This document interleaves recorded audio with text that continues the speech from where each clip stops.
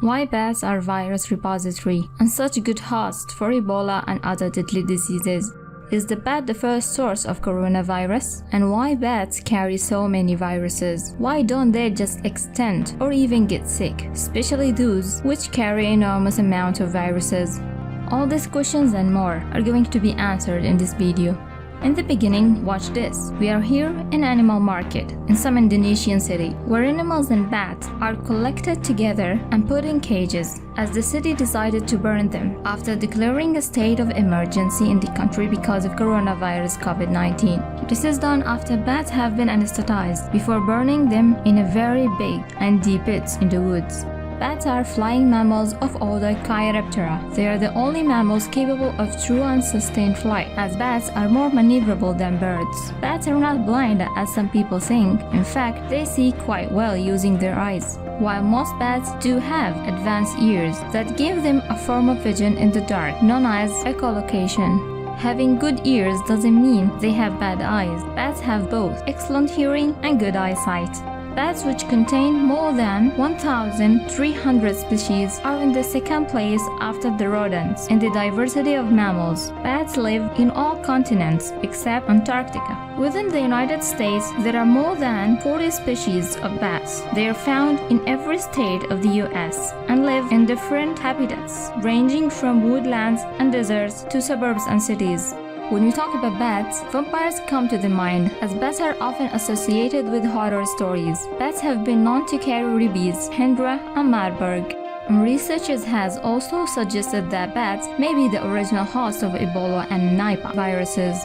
A report prepared in 2013 in one of the magazines revealed tests that prove that bats is behind many of the viruses that have been spread in China and from there to the world. Since 2002, when SARS virus appeared, when scientists suspected that bats are the natural repository of virus responsible for SARS. As a result, animals have become the major source of many dangerous viruses, particularly the severe coronavirus with the acute respiratory syndrome.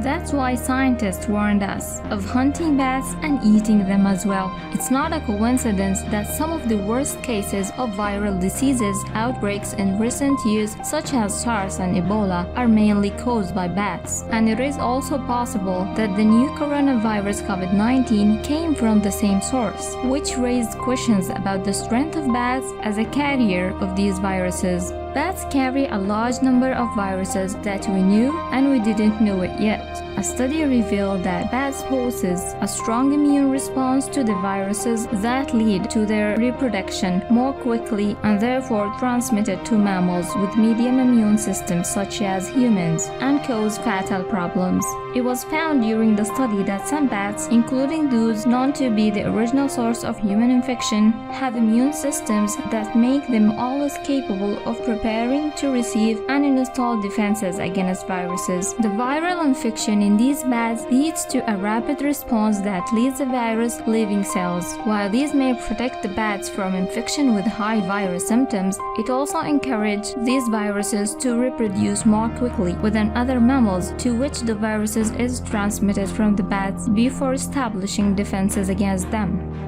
But how did bats get these immune capabilities and why they have the ability to fight off the viruses? Bats are the only mammals that are naturally capable of sustained flight. One theory assumes that their capability of making sustained flight allowed them to develop mechanisms that protected from viruses. As flight increases bats' metabolism and body temperature, similar to the fever that affect human body, bats can boost their immune system and make it more tolerant and reservoir of viruses, with which it makes their immune system extremely powerful. Having such immune system gives it much longer life than other mammals of the same size, as some bats can live about 40 years, while rodents of the same size can live only 2 years.